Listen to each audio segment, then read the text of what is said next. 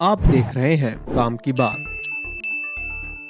मैं हूं आनंद। रूह अफ़ज़ा का सच, मोहब्बत का शरबत या सेहत का दुश्मन। रूह अफ़ज़ा हर घर में मशहूर है ये शरबत, लेकिन क्या ये सच में मोहब्बत का शरबत है या आपकी सेहत का दुश्मन? बाबा रामदेव जी ने इसे शरबत जिहाद तक कह दिया। 5 मिनट में पूरा सच बताऊंगा, पूरा देखना, क्योंकि अंत में एक चौंकाने वाला खुलासा है। रूह अफ़ज़ा का इतिहास और लोकप्रियता। चलिए पहले जानते हैं कि रूह अफ़ज़ा है क्या। रूह अफ़ज़ा एक ऐसा शरबत है जो 1907 में दिल्ली में हकीम हाफिज अब्दुल मजीद ने बनाया था। उसकी कंपनी हमदर्द ने इसे गर्मी में राहत देने वाला ड्रिंक बताया था, जिसमें 13 तरह की जड़ी बूटियां, 36 तरह के फलों का रस और फूलों का अर्क होने का दावा किया गया। ये ड्रिंक भारत, पाकिस्तान और बांग्लादेश में इतना मशहूर हुआ कि आज ये 30 से ज्यादा देशों में बिकता है। एक रिपोर्ट के मुताबिक हर साल रूह अफ़ज़ा की 1 करोड़ बोतलें बिक जाती हैं। खासकर रमजान के महीने में इसकी डिमांड 2 गुनी हो जाती है। लोग इसे दूध में, पानी में या फिर फलूदा के साथ बड़े चाव से पीते हैं। लेकिन इतना प्यारा ड्रिंक आज सवालों के घेरे में क्यों है? चलिए आगे जानते हैं। सेहत को नुकसान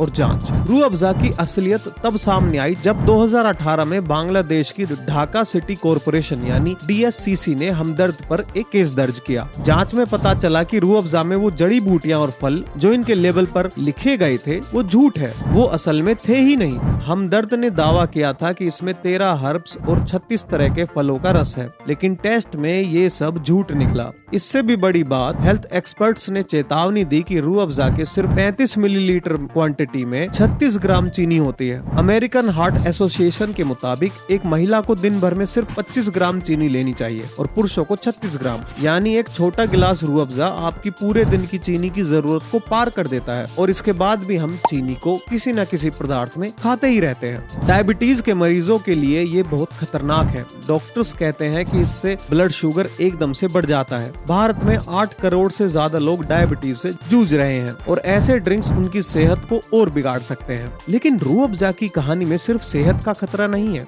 इसके कई स्कैंडल्स भी सामने आए हैं। चलिए जानते हैं। स्कैंडल और बाबा रामदेव का शरबत जिहाद। रूह अफ़ज़ा की मुश्किलें तब बढ़ी जब 2022 में दिल्ली हाई कोर्ट ने पाकिस्तान की बनी रूह अफ़ज़ा को भारत में बैन कर दिया। वजह, पाकिस्तानी रूह अफ़ज़ा ने भारत के मार्केट में बड़ा हिस्सा हथिया लिया था, जो कि गैर कानूनी था। इसके बाद 2024 में बांग्लादेश की मीडिया ने खुलासा किया कि रूह अफ़ज़ा के सैंपल्स प्योरिटी टेस्ट में फेल हो गए हैं। तब लोगों ने कहा ये तो करोड़ों लोगों को धोखा दिया जा रहा है। लेकिन असली बवाल तब मच गया जब 11 अप्रैल 2025 को बाबा रामदेव जी ने रूह अफ़ज़ा को शरबत जिहाद कह दिया। रामदेव जी ने कहा, रूह अफ़ज़ा पीने से मदरसे और मस्जिद बनते हैं, लेकिन पतंजलि का रोज शरबत पियोगे तो गुरुकुल बनेगा। उन्होंने ये भी कहा, हमदर्द कंपनी में सिर्फ मुस्लिम लोग ही काम कर सकते हैं, वहाँ पर हिंदू लोगों को काम नहीं दिया जाता।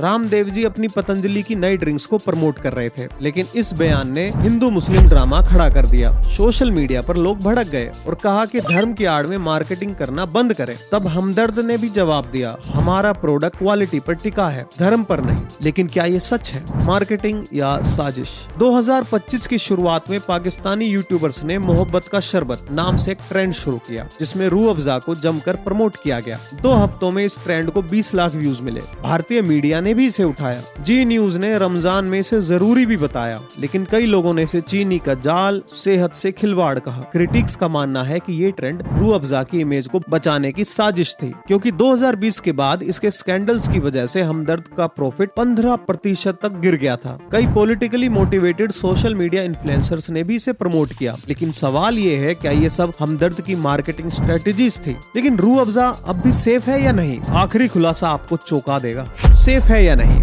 तो क्या रूह अफ़ज़ा सेफ है?